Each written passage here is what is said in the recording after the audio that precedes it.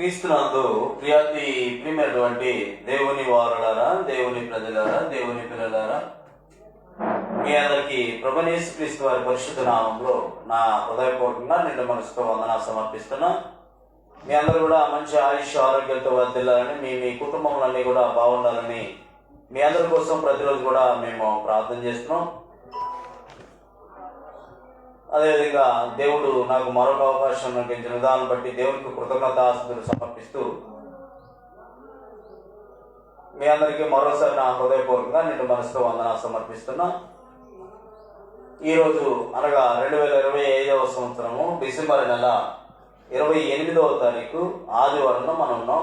ఈ సంవత్సరానికి చివరి ఆదివారంలో మనం ఉన్నాం, ఆఖరి ఆదివారంలో మనం ఉన్నాం.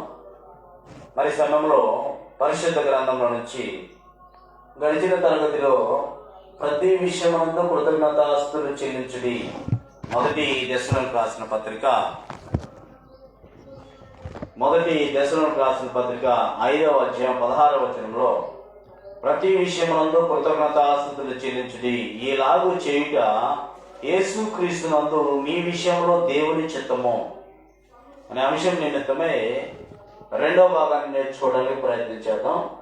ప్రతి విషయమందు కృతజ్ఞతాస్తుతులు చెల్లించుడి అని తెలియజేస్తుంది. రెండవ భాగాన్ని నేర్చుకోవడానికి ప్రయత్నించేద్దాం. మరి సమయంలో జాగ్రత్తగా దేవుని యొక్క వాక్యాన్ని ఆలోచన చేసినట్లయితే, గడిచిన తరగతిలో దేవుడే మనల్ని పుట్టించాడని, మన రాకపోకల్లో పనిపాట్లలో మనం చేస్తున్న జీవనోపాధి కొరకు ప్రతి పనిని కూడా దీవించి ఆస్వాదించి మనం వెళ్ళేటప్పుడు వచ్చేటప్పుడు మనకి ఇచ్చిన బిడ్డలు స్కూల్స్కి కాలేజీకి వెళ్ళేటప్పుడు వచ్చేటప్పుడు ఆటపాటలు అన్ని విషయాల్లో కూడా ఆయన కాచి కాపాడుతున్నాడని 121వ కీర్తనలో మనం చూసాము. 100వ కీర్తనలో ఏమో ఆయనే మనల్ని పుట్టించాడని మనం చూసాము. తర్వాత తినడానికి తిండి, ఉండడానికి ఇల్లు, కట్టుకొని బట్టి అన్ని కూడా ఇచ్చి జీవమును, ఊపిరిని, సమస్తాన్ని కూడా ఆయన అనుగ్రహించాడని అపోస్తలుల కార్యం 14వ అధ్యాయంలో 14వ అధ్యాయంలో మనము గ్రహించి ఉన్నాము. తర్వాత 17వ అధ్యాయంలో జీవమును, ఊపిరిని, సమస్తమును ఆయన మనుషులందరికీ కూడా అనుగ్రహించి ఉన్నాడని గ్రంథంలో దేవుని యొక్క వాక్యాన్ని మనం గమనించి ఉన్నాము. ఇంకా ఆలోచన చేసినట్లయితే మొదటి సమూయేలు గ్రంథము 2వ అధ్యాయంలో 7-8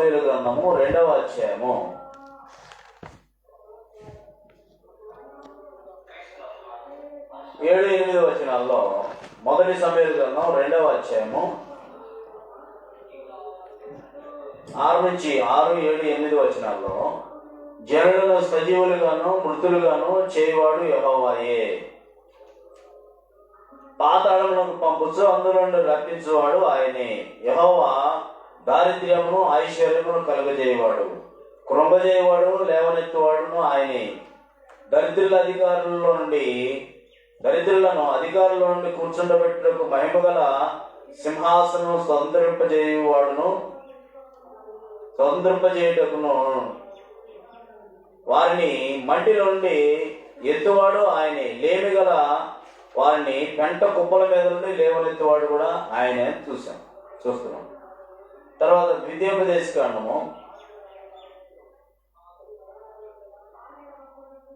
32వ అధ్యాయం 39వ వచనం గమనించినట్లయితే, ఇదిగో నేనే దేవుడను, నేను తప్ప వేరొక దేవుడు లేడు, మృతి నొందించువాడను బ్రతికించువాడను నేనే అంటాడు అన్నమాట. ద్వితీయోపదేశ కాండం 32వ అధ్యాయం 39వ వచనంలో జాగ్రత్తగా ఆలోచన చేసినట్లయితే, ఇదిగో నేనే దేవుడను, నేను తప్ప వేరొక దేవుడు లేడు, మృతి నొందించువాడను బ్రతికించువాడను నేనే, గాయపరచువాడను స్వస్థపరచువాడు నేనే, నా చేతుల నుంచి తప్పించుకునేవాడు ఎవడు కూడా లేడని గ్రంథం తెలియజేస్తుంది. కాబట్టి జాగ్రత్తగా ఆలోచన చేసినట్లయితే, సమస్తాన్ని కూడా, ఋతువులను సమస్తాన్ని మార్చి మరి సజీవ లెక్కలోను మృతుల లోకంలోను అన్నింటి చోట్ల లేక రాజ్యం మీద కూర్చోబెట్టేవాడు, ఎవరెవరు కూర్చోబెట్టాలో, ఎవరెవరు తీసేయాలో, ఎవరెవరు ఉంచాలో అన్ని కూడా ఎరిగిన వాడు కనుక జాగ్రత్తగా ఆలోచన చేసినట్లయితే దానియేలు గ్రంథం 2వ అధ్యాయం 21వ వచనంలో కూడా, దానియేలు గ్రంథము 2వ అధ్యాయము 21వ వచనంలో ఆయన కాలములను సమయములను మార్చువాడయింది, రాజులను త్రోసివేయచ్చు నియమించుతూ ఉన్నవాడును, వివేకులకు వివేకమును జ్ఞానులకు జ్ఞానమును అనుగ్రహించేవాడునై ఉన్నాడు అని తెలియజేసింది. ఎవరిని ఉంచాలో ఎవరిని మార్చాలో కాలాలను సమయాలన్నీ మార్చేవాడు ఆయన. రాజులను త్రోసివేసి నియమించేవాడు, ఉన్నవాటిని వివేకులను జ్ఞానములను అనుగ్రహించేవాడినై ఉన్నాడని తెలియజేస్తుంది. ఇంకా మొదటి తిమోతి రాసిన పత్రికలో కూడా, మొదటి తిమోతి రాసిన పత్రిక 1వ అధ్యాయము 17వ వచనంలో, మొదటి తిమోతి రాసిన పత్రిక 1వ అధ్యాయం 17వ వచనంలో కూడా, సకల యుగములలో రాజు అయ్యింది. ఇతరుల యుగంలో ఆయనే ఉన్నాడు, ధర్మశాస్త్ర యుగంలో ఆయనే ఉన్నాడు, క్రైస్తవ యుగం కూడా ఆయన ఉన్నాడు. సకల యుగములలో రాజు అయ్యింది, అక్షయుడును అదృశ్యుడు అద్వితీయ దేవునికి ఘనతయు మహిమ యుగ యుగములో కలుగును గాక ఆమేన్. అక్కడ దేవుని యొక్క వాక్యం మనకి తెలియజేస్తుంది కదా. కాబట్టి జాగ్రత్తగా దేవుని యొక్క వాక్యాన్ని ఆలోచన చేసినట్లయితే, దేవుడు అసలు ఈ భూమి మీదకి పంపించడమే గొప్ప విషయం. నిన్ను నన్ను ఈ భూమి మీదకి పంపించడమే గొప్ప విషయం. మామిడి చెట్టుకి ఎంతో పూతకు వస్తుంది, అన్నీ కాయలు కాయవు, కొన్ని మాత్రమే అవుతాయి. అదేవిధంగా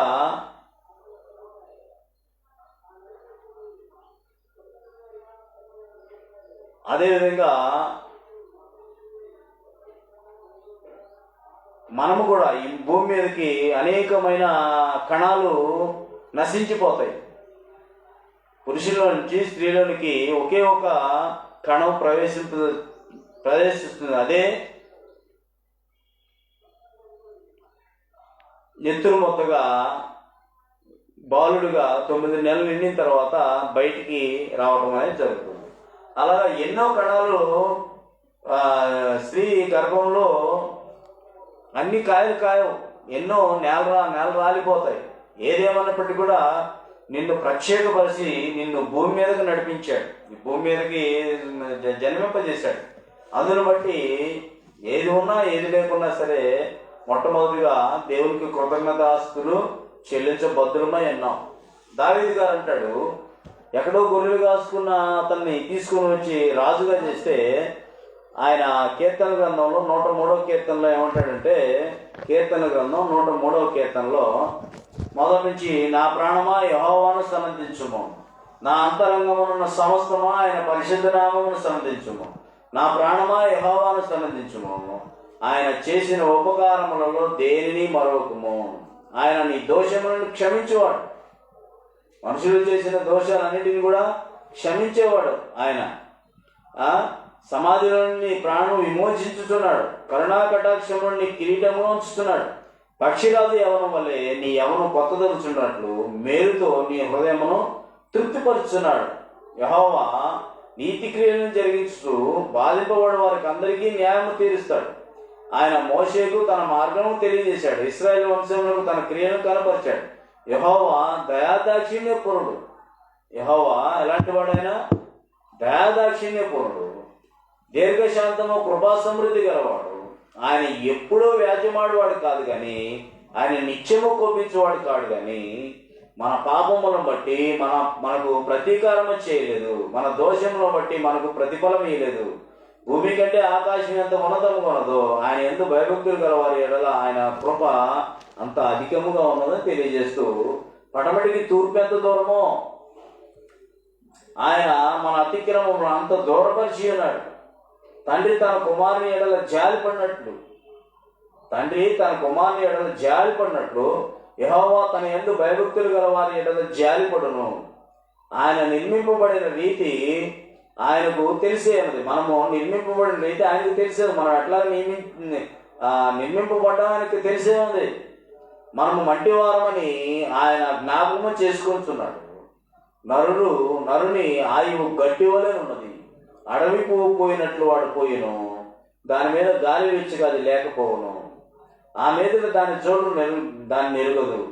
ఆయన నిబంధనను గైకొనుచు ఆయన కట్టలను ఆయన అనుసరించి నడుచుకును వారి మీద, యెహోవాకు భయభక్తులు గల వారి మీద ఆయన కృప యుగ యుగములు నిలుచును. ఆయన నీతి వారి పిల్ల పిల్ల తరముల వరకు కూడా నిలుచునని చెప్పేసి దేవుని యొక్క గ్రంథం మనకి తెలియచేస్తుంది కదా.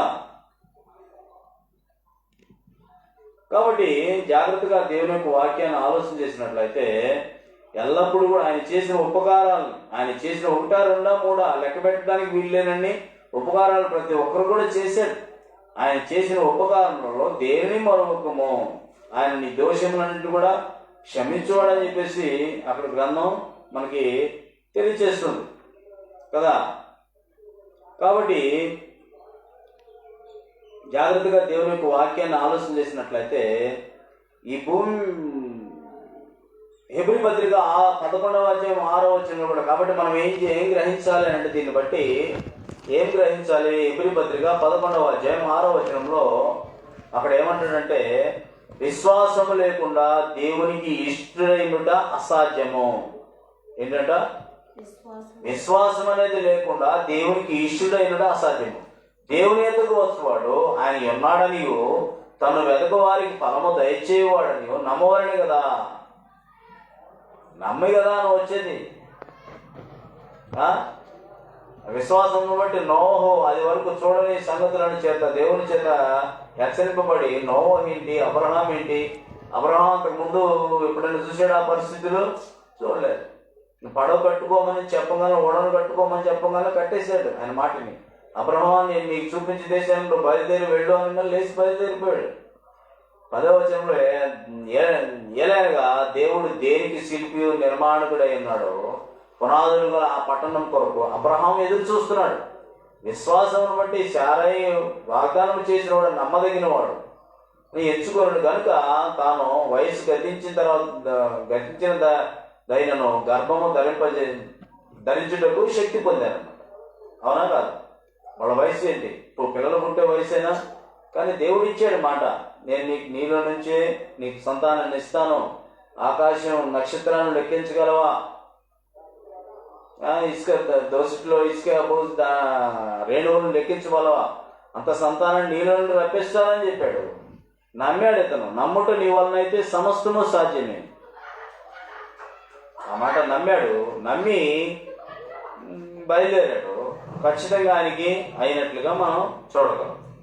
తర్వాత గమనించినట్లయితే 1 తిమోతి రాసిన పత్రికలో 6వ అధ్యాయము, 1 తిమోతి రాసిన పత్రిక 6వ అధ్యాయము,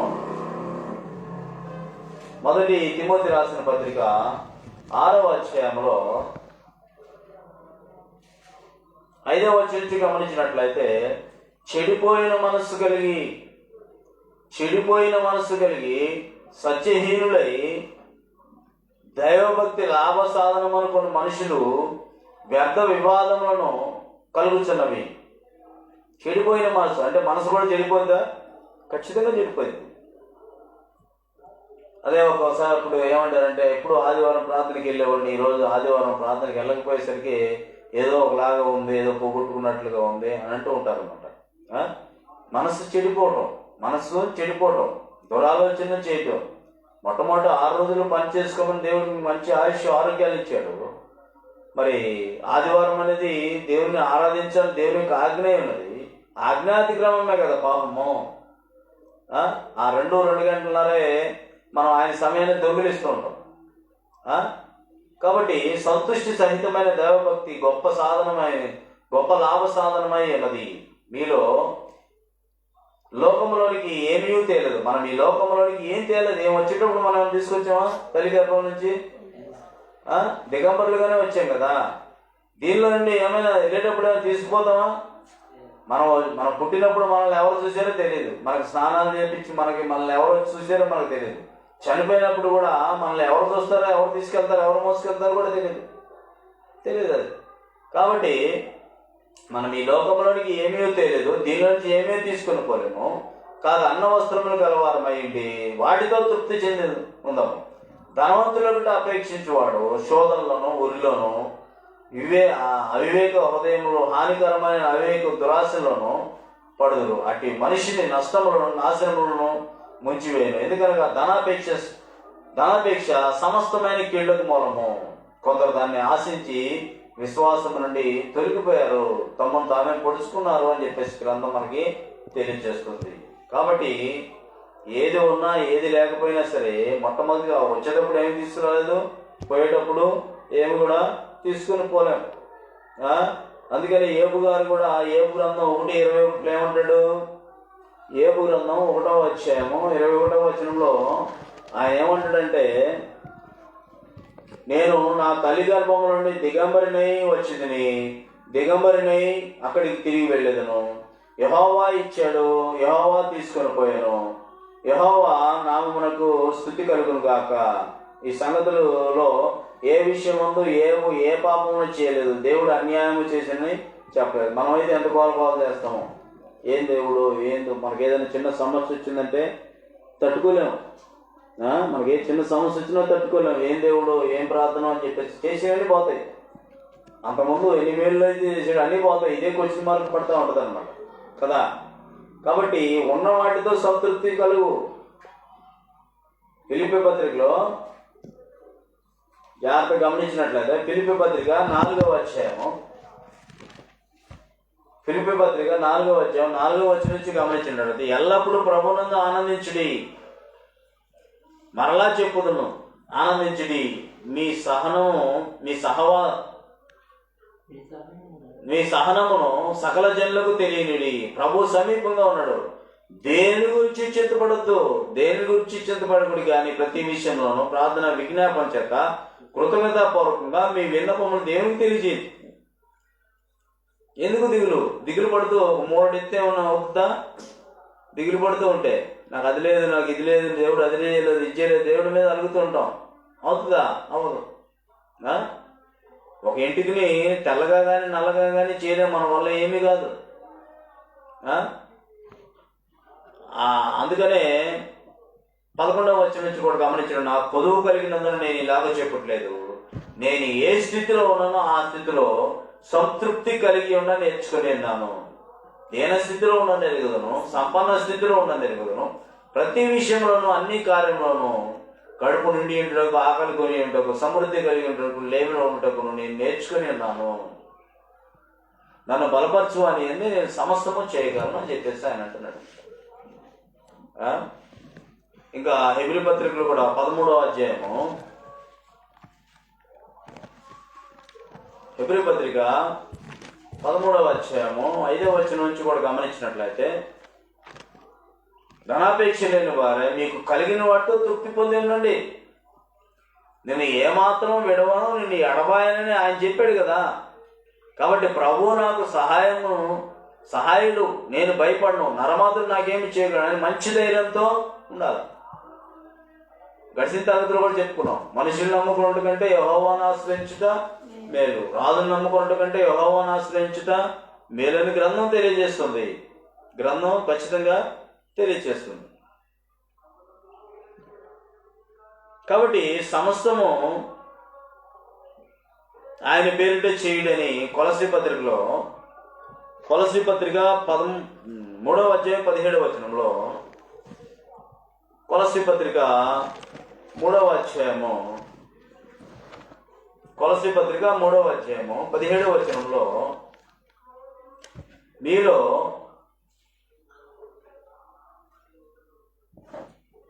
మరియు మాట చేత గాని క్రియ చేత గాని మీరు ఏమి చేసిననో ప్రభువైన యేసు ద్వారా తండ్రిని దేవునికి కృతజ్ఞతాస్తుతులు చెల్లించుడి. సమస్తమును ఆయన పేరిట చేయుడి, సమస్తమును ఆయన పేరిట చేయుడి అంటారు. ఇంకా ఎఫెసీ రాసిన పత్రిక 5:20లో కూడా, ఎఫెసీ పత్రిక 5వ అధ్యాయము 20వ వచనంలో కూడా మన ప్రభువైన యేసుక్రీస్తు పేరిట సమస్తమును గురించి తండ్రి అయిన దేవునికి ఎల్లప్పుడూ కూడా కృతజ్ఞతాస్తుతులు చెల్లించుడి. క్రీస్తు అందరూ భయంతో ఒకరినొకడు లోబడండి అని తెలియజేస్తున్నమాట. ఎల్లప్పుడూ కృతజ్ఞతాస్తుతులు చెల్లించుడి, ప్రతి విషయమందు కృతజ్ఞతాస్తుతులు చెల్లించుడి అని గ్రంథం తెలియజేస్తుంది.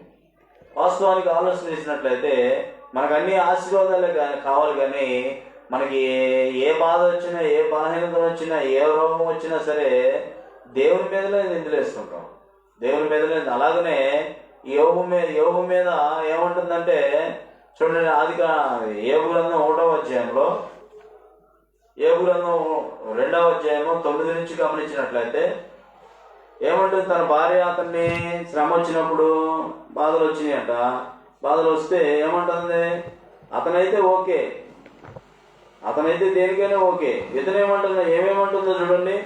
యోబు గ్రంథం 2వ అధ్యాయం 9వ వచనంలో ఏమంటుంది, అతని భార్య వచ్చి, నీవు ఇంకనూ యథార్థతను వదలకుందువా, దేవుని దూషించి మరణము కమ్మను. అందుకతడు, మూర్ఖురాలు మాట్లాడినట్లు నువ్వు మాట్లాడుతున్నావు. మనము దేవుని వలన మేలును అనుభవించదు. ఎప్పుడు మేలులేనా, ఎప్పుడు మేలులే, ఆశీర్వాదాలేనా, కీడును మనము అనుభవించదు తగదా అనేను. ఎప్పుడు ఆశీర్వాదాలే వస్తాయా ఎవరికైనా? శోధనలు, బాధలు ఇవన్నీ ఏముండవా?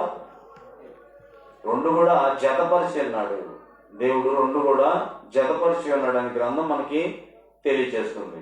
కాబట్టి ఏమన్నా వెళ్ళేటప్పుడైనా చేత పట్టుకుని తీసుకెళ్ళిపోతామా? ఏమి తీసుకొని పోవడానికి కూడా అవకాశం ఏమి లేదే. కాబట్టి మూర్ఖురాలు మాట్లాడినట్టు మాట్లాడద్దు. ఎప్పుడు ఇక దీవెనలో ఆశీర్వాదాలేనా, శ్రమలు అనుభవించడం మనకు తగమా అని చెప్పేసి అక్కడ ఆయన తెలియజేస్తున్నాం అన్నమాట. వాస్తవానికి శరీరానుసారులు ఎవరైనా సరే ఈ శరీరం గురించి ఆలోచన చేస్తారు. శారీరకంగా నాకు ఆశీర్వాదం కావాలి, తినడానికి తిండి, ఉండడానికి ఇల్లు, కట్టుకోవాలి పట్ట, శారీరకంగా నేను పెద్ద పెద్ద బిల్డింగ్ కట్టుకోవాలి, పెద్ద పెద్ద అన్ని కూడా ఇది చేసుకోవాలి, అన్నీ నాకే రావాలి, అంతా కూడా అందరికంటే ఎక్కువ ఉన్నత స్థితిలో ఈ భూమి మీద ఉండాలనే ఆలోచన చేస్తాడు. ఎవరో శరీరానుసారులు. రోమిలకు రాసిన పత్రికలో దాని గురించి మాట్లాడుతూ, రోమిలకు రాసిన పత్రిక 8వ అధ్యాయం 5 నుంచి గమనించినట్లయితే, రోమిలకు రాసిన పత్రిక 8వ అధ్యాయం 5వ వచనం నుంచి గమనించినట్లయితే అక్కడ ఏమంటాడంటే 5 నుంచి 10 వచనాలు, శరీరానుసారులు శరీర విషయంలో మనసు ఉంచుతారు. ఎప్పుడు దేని గురించి? ఈ శరీరం గురించే. పొద్దున్నే 2-3 సార్లు లక్ష బేసి తవ్వటము, ఈ శరీరానికి కావాల్సింది పొద్దున్న టిఫిన్ పెట్టడము, ఈ శరీరానికి కావాల్సిన మంచి భోజనం పెట్టడము, ఈ శరీరానికి కావాల్సిన ఏదంటే అంటే స్వీట్ కావాలంటే స్వీట్, హాట్ కావాలంటే హాట్, ఏది కావాలంటే అది తీసుకోవడము శరీరానుసారం. ఈ శరీరం గురించే ఎప్పుడు వేయకూడదు ఆలోచించినా సరే. అందుకనే దేవుడు ఏమన్నాడు మత్తయి సువార్త 6:31లో, ఏమి తిందమో, ఏమి త్రాగుదమో, ఏమి ధరించుకుని అనే చింత మీకు వద్దు, ఆయన మీకు ఏది కావాలో ఆయన ఇస్తాడు. కాబట్టి మొట్టమొదట నీ తిని నా రాజ్యాన్ని వెతకండి. ఆకాశ పక్షులు ఉండి అవి ఎత్తవో కష్టపడవు, నేను వాటిని పోషించట్లేదుగా, వాటికంటే మేము ఉత్తమమైన వారు కదా అని అంటున్నమాట. కాబట్టి శరీరానుసారులు శరీరం మీద మనసు వంతురు, ఆత్మానుసారులు ఆత్మ విషయంలో మనసు వంతురు. శరీరానుసారమైన మనస్సు మరణము, ఆత్మానుసారమైన మనస్సు జీవమును సమాధానమున ఉన్నది. ఏలైనగా శరీరానుసారమైన మనస్సు దేవునికి విరోధమై ఉన్నది, అది దేవుని ధర్మశాస్త్రంకు లోపడదు, ఏమాత్రం లోపడని నేరదు కాగా. శరీర స్వభావం గలవారు దేవుని సంతోషపరచనేరదు. దేవుని ఆత్మ మీలో నివసించిన ఎడల మీరు ఆత్మ స్వభావం గలవారే కానీ శరీర స్వభావం కలిగిన వారు కాదు. ఎవడైనా క్రీస్తు ఆత్మ లేనివాడైతే వాడైన వాడు కాదు. క్రీస్తు మీలో ఉన్న ఎడల మీ శరీరము పాప విషయం మృతమైనది కానీ మీ ఆత్మ విషయమై జీవము కలిగి ఉన్నది క్రీస్తునికి. కాబట్టి ఇప్పుడు క్రీస్తు యేసు నందు ఉన్న వారికి ఏ శిక్ష విధి లేదని కూడా తేల్చి చెప్పేశాడు. రోమిలకు రాసిన పత్రిక 8వ అధ్యాయం 1వ వచనం. కాబట్టి క్రీస్తు నందు ఉన్న వారికి ఏ శిక్ష విధి లేదని తేల్చి చెప్పడం జరిగింది అనమాట. శరీరానుసారంగా మనం కాకుండా ఆత్మానుసారం నడుచుకోవాల్సిన అవసరం ఉంది. శరీరానుసారంగా నడిచించే వాళ్ళు ఏమనుకుంటారు? ఎప్పుడు కూడా తినమో, తాగుమో, సుఖించమో. లోకాసు వార్తలో ఒక ఆయన అన్నాడు, లోకాసు వార్తలో 12వ అధ్యాయం 15వ వచనంలో, లోకాసు వార్త 12వ అధ్యాయము 15వ వచనంలో, నీ భూమి ఎంత పడినా సరే, నీ వ్యాపారాలు ఎంత దీవించినా సరే, నీకు ఎంత మంచి ఉద్యోగం వచ్చినా సరే, ఎంతవరకు అది నీకు ప్రయోజనకరమో? ఈ భూమి మీద నువ్వు మరణించేంత వరకే నీకు అది ఉపయోగం. తర్వాత తర్వాత ఉపయోగం ఏముంది నీకు? అందుకే అదే అంటాడు లూకాసు వార్త 12వ అధ్యాయము 15వ వచనంలో, మరియు ఆయన వారితో, మీరు ఏ విధమైన లోపమునకు ఎడమియక జాగ్రత్త పడుడి, ఒకని కలిమి విస్తరించుట వాని జీవమునకు మూలము కాదని. ఒకని కలిమి అంటే నీకు ఏ ఉద్యోగం చేస్తావో ఆ ఉద్యోగం కానివ్వండి, నువ్వు ఏ వ్యాపారం చేస్తావో ఆ వ్యాపారం కానివ్వండి, నువ్వు ఏ పంటలు అయితే పండిస్తావో ఆ పంటల ద్వారా కానివ్వండి, మరి ఎంతో అధిక దిగుబడులతో అనేక ఆశీర్వాదాలు శారీరకంగా ఈ భూమి మీద పొందినప్పటికీ కూడా దానికి జీవం పొందడానికి సంబంధం లేదంటాడు. అది భూమి మీద ఉన్నంత వరకు భూమి మీద బతకడానికి పనికి వస్తుంది, కానీ విస్తరించుట వాని జీవమునకు మూలము కాదని. ఎంత విస్తరించినా సరే ఈ భూమి మీద జీవించడానికి పనికి వస్తాయి, కానీ నీకు జీవం కావాలంటే ఎవరి దగ్గరికి రావాల్సిందే? దేవుని దగ్గరికి రావాల్సిందే. అందుకనే దేవుడు లోకమును ఎంతో ప్రేమించను కాగా, ఆయన కుమారుని ఎవరైతే విశ్వాసం ఇస్తారో వాళ్ళకి నిత్య జీవం ఇస్తానంటాడు. నిత్య జీవం కావాలంటే ప్రతి ఒక్కరికి అవకాశం ఉంది. ప్రతి ఒక్కరు కూడా నిత్య జీవం పొందుకునే అవకాశం దేవుడు కల్పించాడు. ఏమనుకున్నాడు ఇతని ఉపమానంలో 16వ వచనం నుంచి ఆయన ఒక ఉపమానం చెప్పాడు. ఒక ధనవంతుడు భూమి సమృద్ధిగా పండాను, అప్పుడు అతడు నా పంట సమకూర్చుకొనుటకు నాకు స్థలము చాలదనుకో కనుక నేనేమి చేతునని అతనితో తనలో తాను అనుకుని, నేను ఇలాగో చేతునని నా కొట్లు విప్పి వాటికంటే గొప్ప వాటిని కట్టించి అందులో నా ధ్యానమంతటిని ఆస్తిని సమకూర్చుకొని నా ప్రాణంతో ఏమంటున్నాడు, ప్రాణమా నీకు ఎన్ని సంవత్సరాలు కావాలంటే అన్ని సంవత్సరాలు నీకు పంట ఉంది, అనేక సంవత్సరాలు విస్తారముగా ఆస్తి నీ కొరకు కూర్చబడి ఉన్నది, సుఖించుము, తినుము, తాగుము, సంతోషించుము అని చెప్పుకుందని అనుకోనండి. అయితే దేవుడు వెలివాడ, ఈ రాత్రి నీ ప్రాణాన్ని అడుగుతున్నాగా, నువ్వు సిద్ధపరిచిన ఎవరినని అతనితో చెప్పాను. దేవుని ఎడల ధనవంతులు కాక తన కొరకే సమకూర్చుకునేవాడు అలాగనే ఉండని చెప్పాను అనమాట. కాబట్టి జాగ్రత్తగా దేవుని యొక్క వాక్యాన్ని ఆలోచన చేసినట్లయితే నీ వ్యాపారం పండొచ్చు, నీ భూమి బాగా దీవించవచ్చు, దేవుడు నీ పాడి పంటలు బాగా దీవించి ఆశీర్వదించు, కలిమి నీకు బాగా విస్తరించి ఉండడు. అయినా సరే అది దేనికి పనికి వస్తుందంటే, మరియు మీరు ఏ విధమైన లోభమునకు ఎడమీయక జాగ్రత్త పడు, ఒకని కలిమి విస్తరించుట వాని జీవమునకు మూలము కాదని ఆయన చెప్పేశారు అనమాట. అవునా కాదు? కాబట్టి జాగ్రత్తగా ఆలోచన చేసినట్లయితే అదే లూకాసు వార్త 12వ అధ్యాయము 16వ వచనం నుంచి 21వ వచనం వరకు మనం చూసాము. అయితే నీ పంట పండి ఉండొచ్చు, నీ వ్యాపార లాభాలు వచ్చి ఉండొచ్చు, ఉద్యోగం వచ్చి ఉండొచ్చు, ఎంతకాలం జీవిస్తావో నీకు అంతవరకే, నువ్వు భూమి మీద ఉన్నంత వరకు అవన్నీ కూడా ఉపయోగపడతాయి. అందుకని 1 తిమోతి రాసిన పత్రికలు కూడా ఒక మాట అంటాడు. 1 తిమోతి రాసిన పత్రిక 4వ అధ్యాయము 1 తిమోతి రాసిన పత్రిక 4వ అధ్యాయము 7-8 వచనాల్లో, అపవిత్రమైన ముసలమ్మ ముచ్చట్లను విసర్జించి దేవభక్తి విషయంలో నీకు నీవే సాధనము చేసుకోను. శరీర సంబంధమైన సాధకం కొంచెం మట్టుకే ప్రయోజనకరమవును, కానీ దైవభక్తి ఇప్పటి జీవ విషయంలో రాబో జీవ విషయంలో వాగ్దానంతో ఉండేందున అది అన్ని విషయంలో ప్రయోజనకరమవును. అన్ని విషయాల్లో ప్రయోజనకరమవును.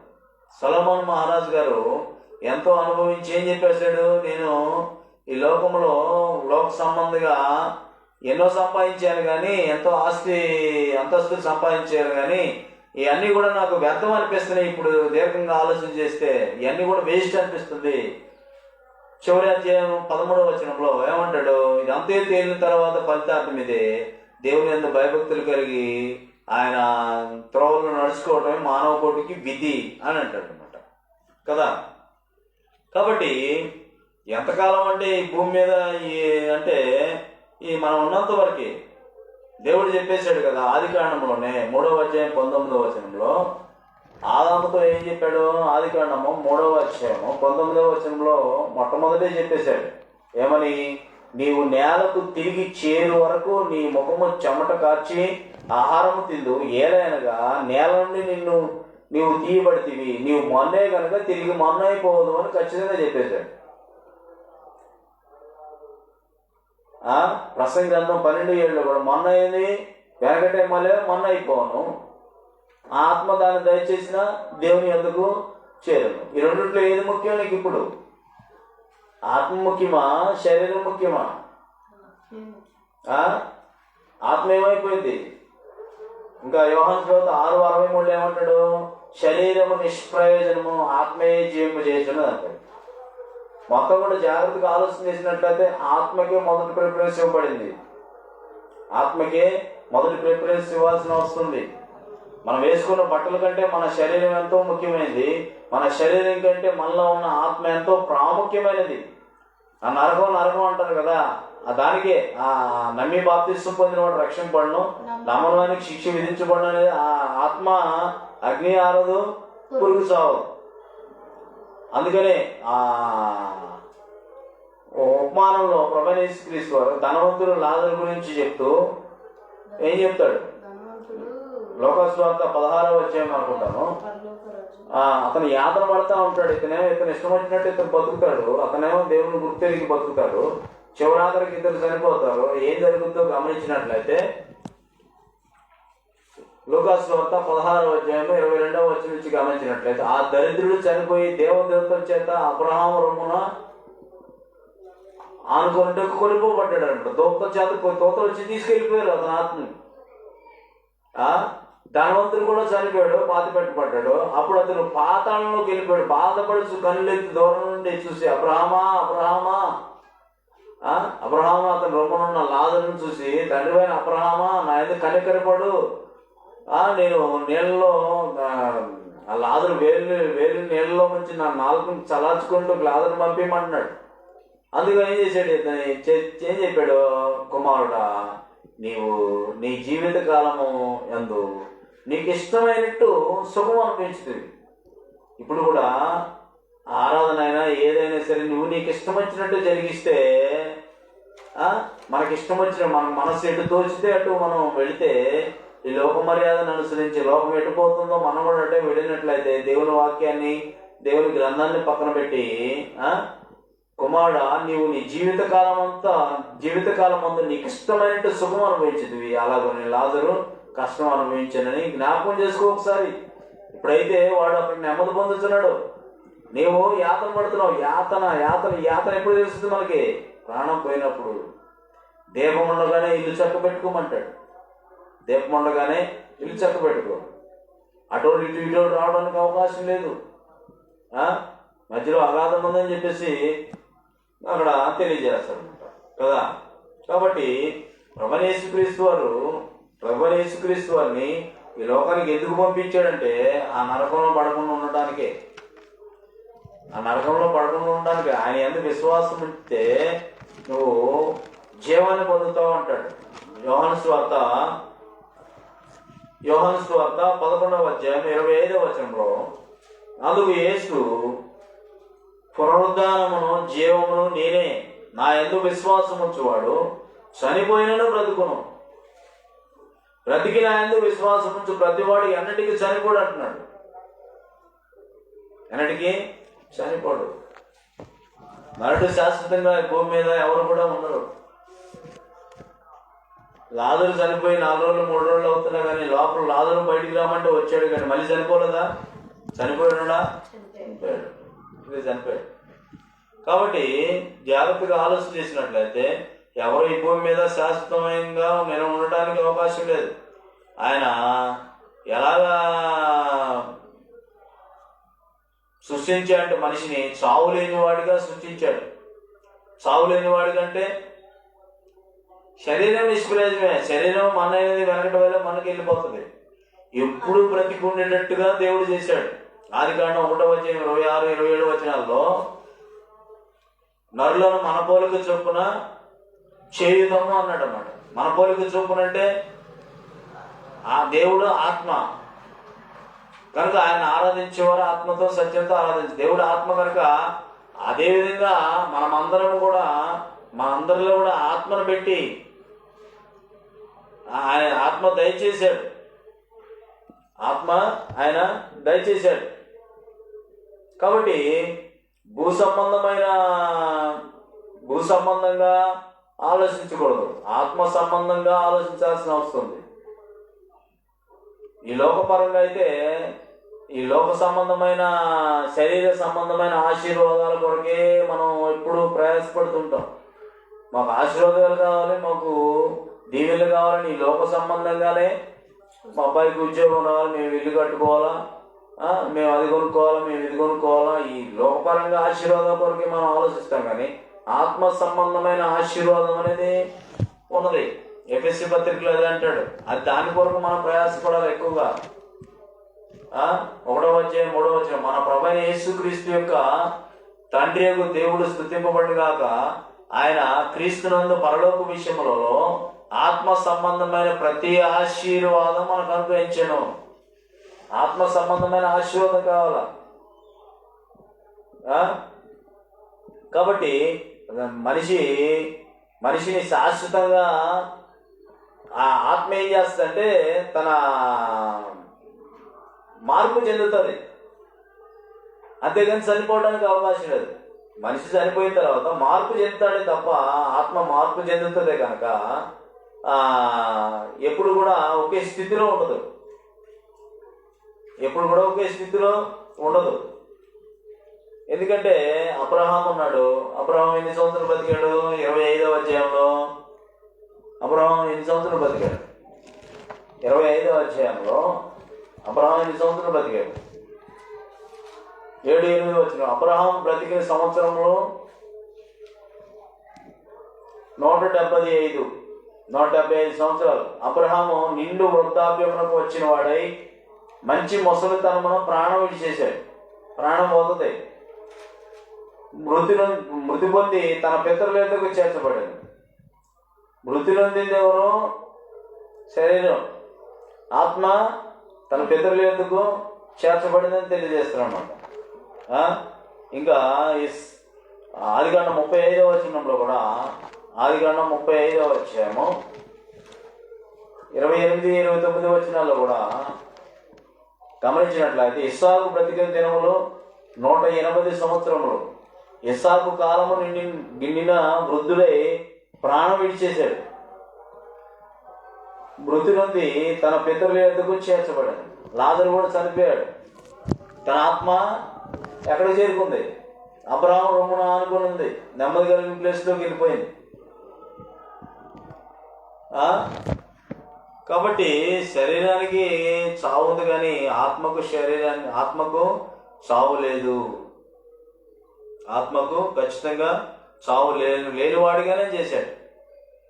దేవునికి చావు ఉందా? లేదు, చావు లేదు. తరతరాల యుగాలు ఉంటాడు ఆయన. ఆయనతో ఉండటానికి నీలో కూడా ఆత్మను ప్రవేశింపజేసి ఆయన పోలిక చొప్పుని నిన్ను కూడా చేశాడు. ఆయన పోలిక చొప్పుని నన్ను కూడా ఖచ్చితంగా చేశాడు. నాకు చూసాం, లాజరు ధనవంతుడు ఇద్దరు చనిపోయారు. అబ్రహాము రొమ్ముని కొనుకోబడింది తన ఆత్మ. ఇతనేమో యాతన పడుతున్నాడు అనమాట. యాతన పడుతున్నాడు. మనిషి చనిపోతే ఇక అంతా అయిపోతే అనుకుని జనాలు ఇంక ఇదేలే జీవితం అనుకుంటుంటాం. చనిపోయిన తర్వాత అసలైన కథ మొదలయ్యేది. కాబట్టి జాగ్రత్తగా ఆలోచన చేసినట్లయితే ఆనాటి శిష్యులు ఏమనుకున్నారంటే, అపోస్తలుడైన పౌలు గారు ఫిలిప్పీ 1:20లో బ్రతుకుట క్రీస్తే, చావైతే మేలే, నాకు ఆనందం, చాలా ఆనందం. నేను ఎందుకు నిలబడి ఉన్నానంటే మీ అందరికి చెప్పడానికి నేనున్నాను. దేవుడు నన్ను నిలబెట్టాడు. ఆహా, నా ప్రాణం తీసుకుంటే ఇంకా సంతోషం, ఇంకా హ్యాపీ అంటున్నాడు. ఇంకా సంతోషం, ఇంకా హ్యాపీ. బ్రతుకుట క్రీస్తే, చావైతే నాకు ఇంకా మేలు అంటున్నాడు. చావైతే చాలా మేలు అంటున్నాడు.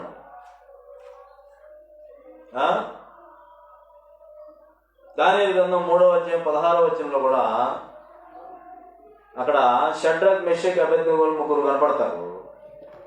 ఒక విగ్రహాన్ని పెట్టి నెబుకద్నెజరు రాజు దానికి మొక్కమంటాడు. రాజా, నువ్వు ఏమన్నా అనుకో, కానీ మేము దానికి మొక్కం, అసలు నీకు సమాధానం చెప్పాల్సిన అవసరం కూడా మాకు లేదంటాడు. అంటారు వీళ్ళు. సావు గురించి భయపడే వాళ్ళం కాదు, మా దేవుడు ఎట్లాంటి పరిస్థితుల నుంచి అయినా సరే కాపాడుతాడు అని చెప్పేసి మీకు సమాధానం చెప్పాల్సిన అవసరం కూడా లేదు. ఆయన మమ్మల్ని కాపాడుతాడు ఖచ్చితంగా. శరీరానుసారంగానే కాపాడాడు, అవునా లేదా? కాపాడాడా లేదా? ఆ రాజు వచ్చేసి నీకు ఆ సమాధానం చెప్పాల్సిన అవసరం లేదు. ఆయన రాజు కోపం వచ్చేసింది. ఇంకా ఇంకా పొలం వేసి బాగా మండనియండి, బాగా అగ్నిగుండంలో పడేద్దాం ఆయన ముగ్గురు అని చెప్పేశాడు. వేసినోడు కాలిపోయారు కానీ వీళ్ళకి ఇంటర్ కూడా కాలేదు. మనకందరికీ కూడా ఈ విషయాలన్నీ కూడా తెలిసిన సంగతులే కదా. కాబట్టి ఆయన శిష్యులు, ప్రభువైన యేసుక్రీస్తు వారి శిష్యులు చూడండి, ఒక్కొక్కళ్ళు ఏ విధంగా చంపబడ్డారు. భయంకరంగా చావడానికి ఇష్టపడ్డారు వాళ్ళు. ఎందుకని? ఈ శరీరం ఉన్నా, లక్షపుతో స్నానం చేసి ఉన్నా, ఒకనొకప్పటికి మృతిపోయిన చావకుండా బ్రతికేవాడు ఉన్నాడా? లేడు. ఆత్మవాసన దేవుని దగ్గరికి వెళ్తుందని విశ్వాసంతో ఆయన శిష్యులు కూడా ఎట్టి పరిస్థితుల్లో షడ్రక్ మేషక్ అబేద్నెగోలు కూడా భయపడలేదు. కాబట్టి శిష్యులందరూ కూడా హతసాక్షులే. చివరిగా హెబ్రీ పత్రిక 10వ అధ్యాయము 32 నుంచి కూడా గమనించినట్లయితే, హెబ్రీ పత్రిక 10వ అధ్యాయం 32 నుంచి గమనించినట్లయితే,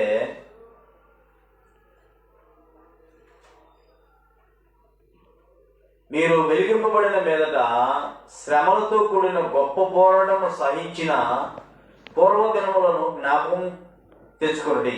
ఒక విధంగా చూస్తే మీరు నిందలను, బాధలను అనుభవించుట చేత 10 మందిలో ఆడపడితిరి. మరి ఒక విధంగా చూస్తే వాటిని అనుభవించిన వారితో పాలువారైతిరి.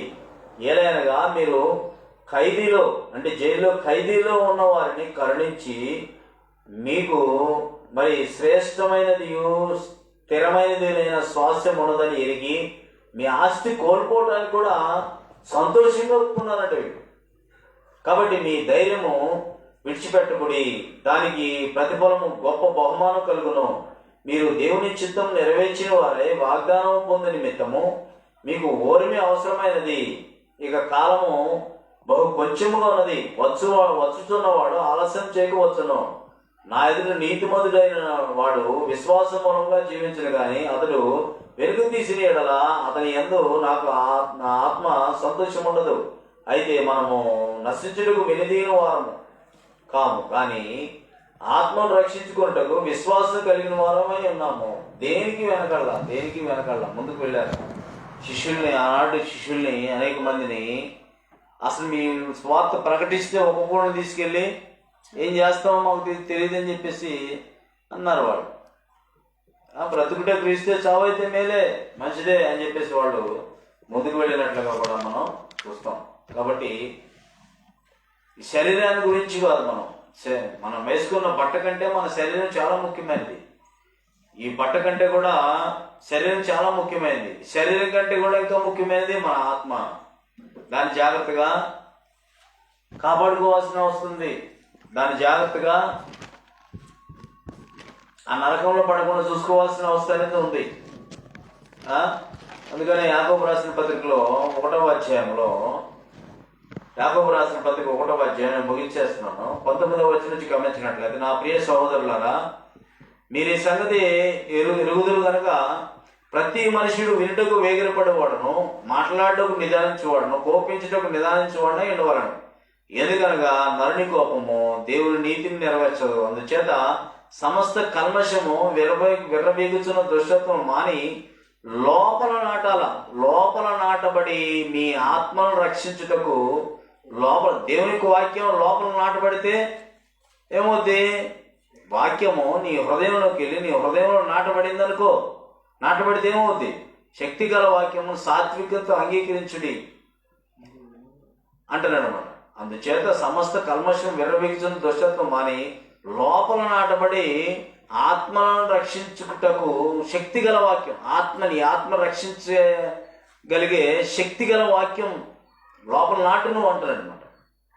అంగీకరించుడి, మీరు వినువారు మాత్రమే మిమ్మల్ని మీరు మోసపరచుకోకుండా వాక్య ప్రకారం ప్రవర్తించు వారినై ఉండండి అని అంటారు అనమాట. వాక్య ప్రకారం ప్రవర్తించినట్లయితే ఖచ్చితంగా ఎక్కడికి వెళ్తాం? ఆయన రాజ్యంలోనికి, పునాదులు కలిగిన పట్టణంలోనికి చేరుకోవడానికి అవకాశం అనేది ఉంటుంది.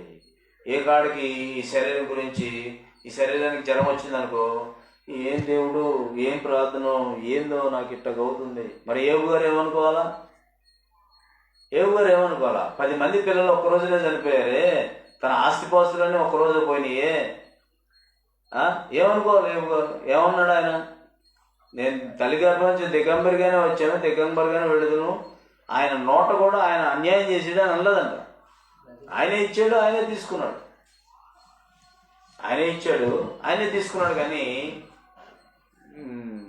మనం వచ్చేటప్పుడు ఏమి తీసుకురాలేదు, పోయేటప్పుడు కూడా ఏమీ పోము. కాబట్టి దాన్ని కాపాడుకోవాల్సిన అవసరం ఉంది. నీ నోరు హృదయం నిండిన దాన్ని బట్టి మాట్లాడదు. నీ హృదయంలో, నీ మనసులో ఏముండాలా? దేవుని యొక్క వాక్యం ఉండాలా. కొంతమంది చిన్న చిన్న శ్రమలకే ఏమవుతారు? తొలగిపోవడం జరుగుతుంది. చిన్న చిన్న శ్రమలకే. అదే మొదటి కొరింథీయులకు రాసిన పత్రిక 10వ అధ్యాయంలో 13వ వచనంలో, మొదటి కొరింథీయులకు రాసిన పత్రిక, శ్రమలు వస్తాయి, ఇరుకులు వస్తాయి, ఇబ్బందులు వస్తాయి. ఎప్పుడు సుఖాలే, ఎప్పుడు సంతోషాలే, ఎప్పుడు దీవెనలే ఉండవు. మొదటి కొరింథీయులకు రాసిన పత్రిక 10వ అధ్యాయం 13వ వచనంలో, సాధారణంగా మనుషులకు కలుగు శోధన తప్ప మరి ఏదియో మీకు సంభవింపలేదు. దేవుడు నమ్మదగిన వాడు, మీరు సహింపగలిగినంతకంటే ఎక్కువగా ఆయన మిమ్మల్ని శోధింపబడనీయుడు. అంతేకాదు, సహింపగలుగుటకు ఆయన శోధన కూడా తప్పించుకునే మార్గాన్ని కూడా కలుగు చేస్తాడు.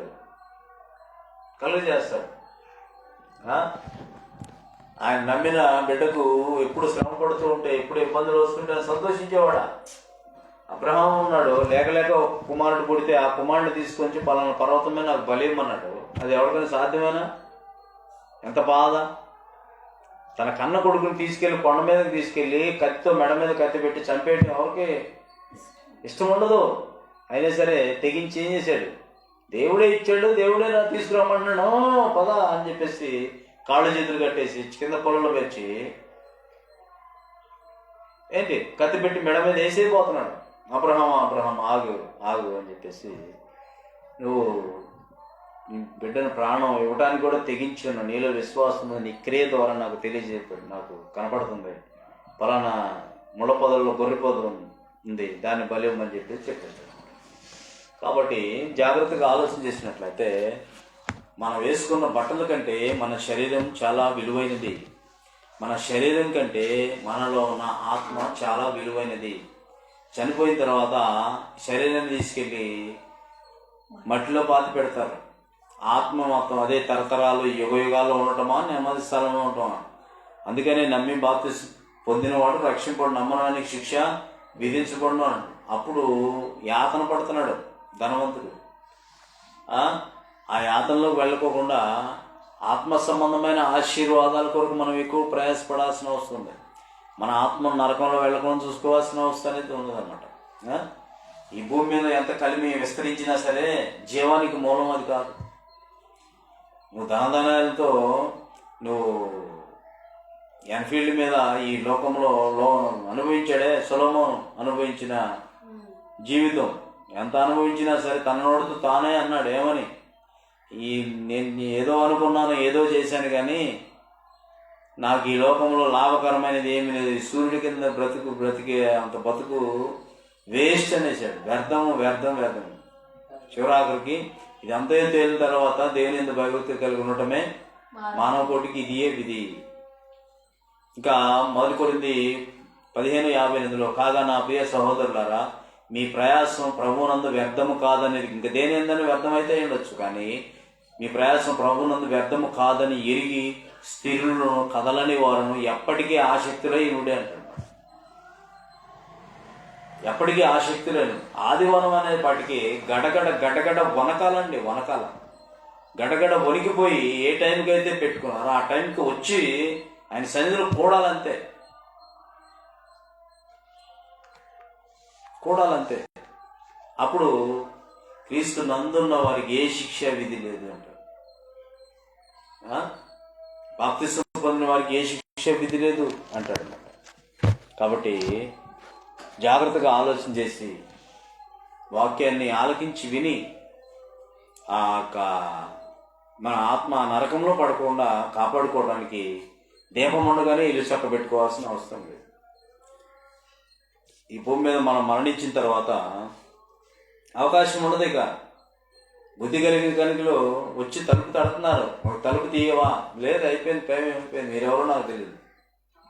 నీకు ఇచ్చిన టైంలో నువ్వు రక్షణ పొందినట్లయితే, నీ ఆత్మను నమ్మి బాప్తిసం పొంది దేవుని యొక్క ఆత్మను పొందిన తర్వాత దానిని